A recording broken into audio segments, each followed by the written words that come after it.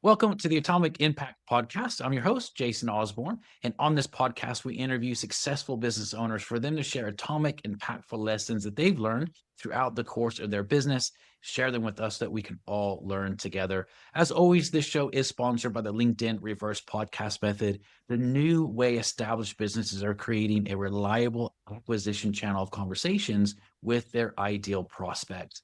We use this method to book 26 qualified leads and sales calls in 10 days without any ad spend, outreach, endless social media posting, or any of the old ineffective traditional marketing methods that everybody hates. To find out more, direct message me on LinkedIn to have a chat. This is Jason A. Osborn, and the link to that will be in the show notes below. But on today's show, I'm excited to have John Harrington. He is the owner of Refocus, where he provides executive coaching and organizational consultancy for neurodiversity. So, John, thank you so much for being on the show today. And I want to start off by asking you a question that I always love to start off with, which is this. If you were somehow able to go back to when you started your very first business, but knowing what you know now, what would you do different in the first 12 months? I think I would just not take things personally, because often I find I get kind of really fired up about something, get really absorbed in it, and identify very strongly with the business, and therefore any kind of business setback, I found I would take it, be quite sensitive about it personally. And while being personally involved and having a lot of passion is a great thing, that you have to have a balance. There has to be a kind of point where you say, this doesn't make any sense. I'm doing this because I'm so my own sort of personal self-worth is too wrapped up in this whole thing, and I need to take a step back. It's really interesting you said that. I know everyone's different. Some people don't have that issue problem, whatever you want to call it. It just doesn't bother them all. I'm very much have been the same way. Is take it very personal. It means something to me, not that it doesn't mean things to other people. But I know there's a lot of people that feel that same way and have had to deal with that over the years and things. What are some of the things that you started to put in place or implement or just change the way you're thinking so that it doesn't become as personal? It may still do at some points, but what did you do to start changing that? I think I started to develop ways to gain perspective on it, to not be so absorbed in it, to be able to take a step back and see what is actually going on here, and attempt to, and if I felt myself becoming emotional, kind of examine the reasons for that. What is this a kind of ego-driven thing here, or is this actually business sense? So it is really kind of examining the minutiae of how you're approaching business issues in as dispassionate a way as possible. Yeah.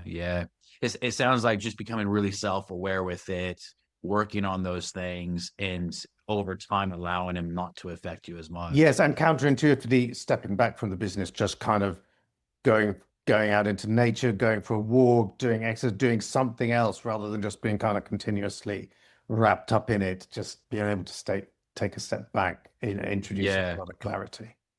Yeah. And I think that's so important as well, because I think sometimes we get so focused in on the issue.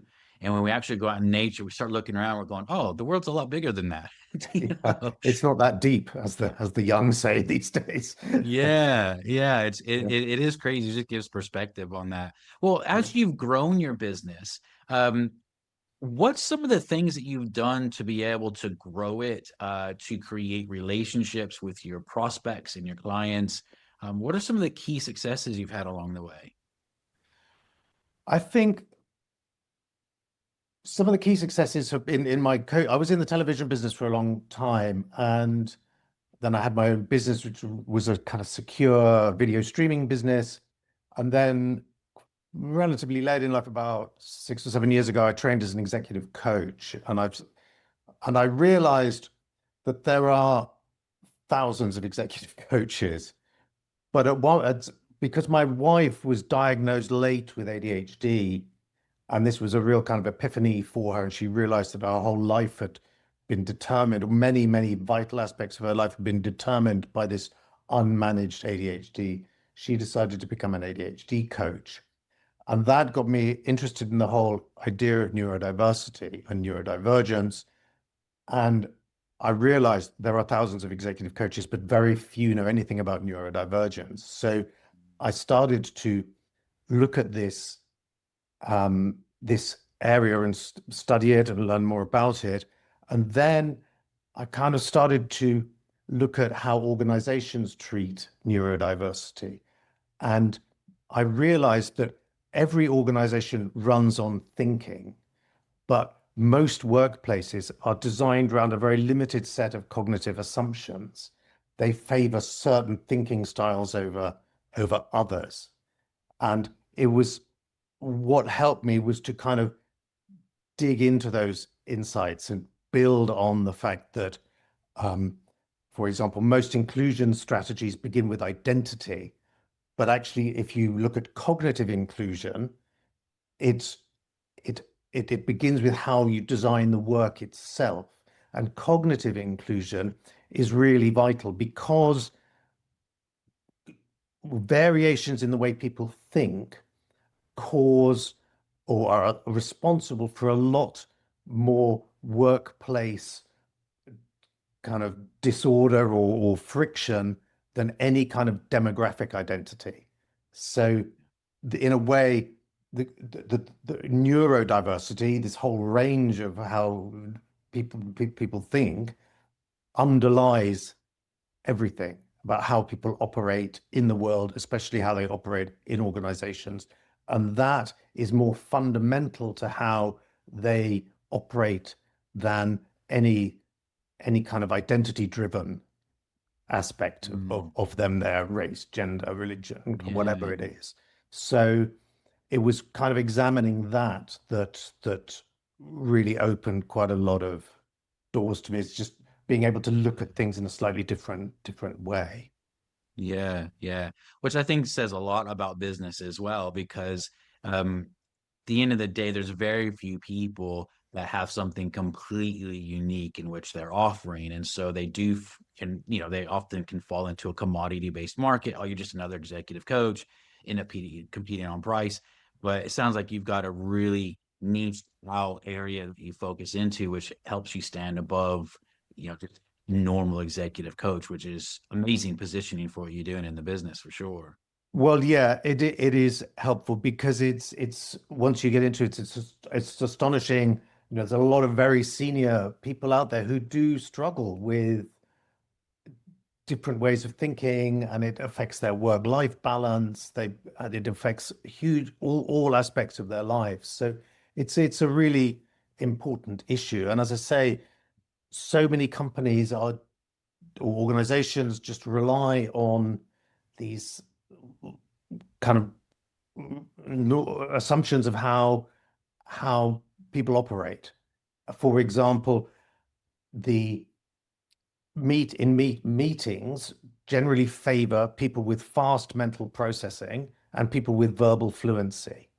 And those two things are often mistaken for competence, but actually they're not necessarily the case. And because fast mental processing has nothing to do with intelligence. Just because takes you a little longer to process information, arguably it means you do a slightly better job of processing that information. So meetings where people talk a lot and take decisions quickly based on whoever's talked the most, it's very inefficient and leads to a lot of problems down the line because and you're excluding all sorts of people who have very important contributions or potentially useful contributions who just feel excluded or actually are excluded. Yeah, yeah, I think that's very true. I'm verbally efficient, but I tend to process, not process slow. It's not the right word. It, my brain works in a way where oftentimes I think about it for a little while and it pieces everything together. And then I come back and obviously the solution's really, really good. But if I would have just given an answer right there in the meeting, I would have missed a lot of things that would have caused issues. So I totally get what you're saying around that. And I think that it's great to be able to make people aware of those things, which is fantastic. But one of the other things, John, that I love to talk about, and I'm really curious about to hear your answer on this. I like to normalize challenges we go through business because we all go through them. And oftentimes we can feel like we're alone, we're the only ones. And from your perspective, who you work with, I'm sure a lot of people feel the same way. It's like, gosh, am I the only one that thinks this way or whatever? And so as we talk about it and make it more normal, we go, oh, we all deal with this. We're all in it together. Let's help each other. So having said that, what's the number one biggest challenge that you faced in your business? And it can be any business that you've run. But what's the number one biggest challenge that you face, and what's the lesson that you learned from that? One of the, it's hard to, I think the biggest challenge is persuading people that this is something they need to really think about, that cognitive inclusion, that the dealing with the different ways people think is an important thing, because it is, well, we've always operated this way. This is just how it is. It's terribly easy to think like that. And often, and because there's a lot of talk now, a lot of chatter generally, and a lot of social media posting about ADHD and autism and different types of neurodivergence, and it's been kind of pathologized and sort of extended in a way that people think, oh, this is everybody's got ADHD now, or I'm having an ADHD moment, or it's been a lot of overspill, but that kind of does a disservice to the people who actually do have real issues with it. Yeah. So cutting through all of that and saying, look, this is really something it would do you well to think about. And I first of all started off with going the awareness route. This is something you need to be aware of. But the problem was you'd have an awareness seminar, everyone would go, well, that's totally interesting, and then go away and nothing would happen. So I then thought, okay, well, let's appeal to self-interest. Okay, if you make life easier for people with different thinking styles, they will be more productive, they'll stay around longer, they'll be more efficient.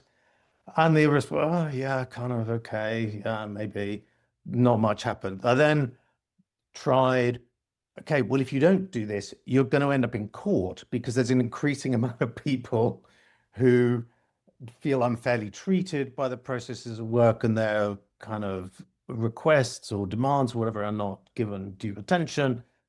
And again, this is something I found in the video security business, that people don't really care about cybersecurity until something goes wrong, whereupon they care really a great deal. And it's the same with litigation around neurodiversity and neurodivergence, that people, oh yeah, whatever. And then, oh God, when it happens to them, they start to care about it. So I then thought, okay, how do we approach this issue in a way that doesn't either just allow people to dismiss it or set off alarm bells or whatever. And so I thought, okay, let's start talking about how work itself is designed and how you can change your systems to reduce decision instability, to reduce unnecessary mental load, to reduce communication overload, the different ways that people have of receiving information, how you can make your meetings more inclusive. And so I came up with various strategies to do that. And I designed this online tool called a cognitive friction audit, where you go along, it's a web-based thing, you answer 24 questions about how your business runs, and it gives you a score in various kind of aspects of how much cognitive friction there is in your organization. So I'm trying to approach the thing in a way that is kind of more readily understandable and not freighted with assumptions and myths and whatever, that show how important cognitive inclusion is, and how by doing some really fairly straightforward things, you can increase the efficiency and the well-being of your workforce. Yeah, love that. Love that. Well, you may have answered this question already, but I'll ask it anyway because it may be a bit of a different answer. What's one thing in the business that you'd like to see improved right now? In my business, Yeah. I'd like to, I, and this is partly one of the reasons I'm here, is just getting out there, just getting access, getting access to Yeah. people. There is so much info. People are bombarded from morning, noon, and night with every form of message, and you're competing with some very powerful algorithms for people's attention. So um, getting in front of people is a challenge, and that's something I'd like to improve.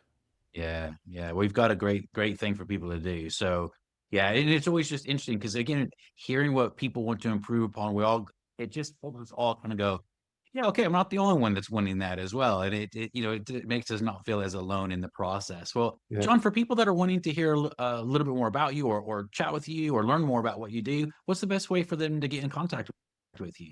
Um, Email through LinkedIn or through our website, which is re-focus.org. Yeah, and we do have an Instagram account. I'm not very diligent about doing it, but there is a Refocus ADHD um, Instagram account. So yeah, and I presume are there links under your program?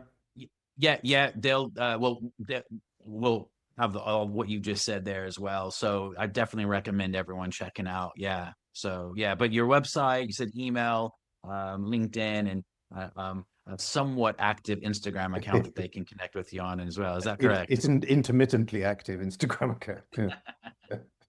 Amazing, amazing. Well, John, thank you so much for being on the show today. Thank I you. definitely recommend everyone checking out the different places that John just mentioned there as well.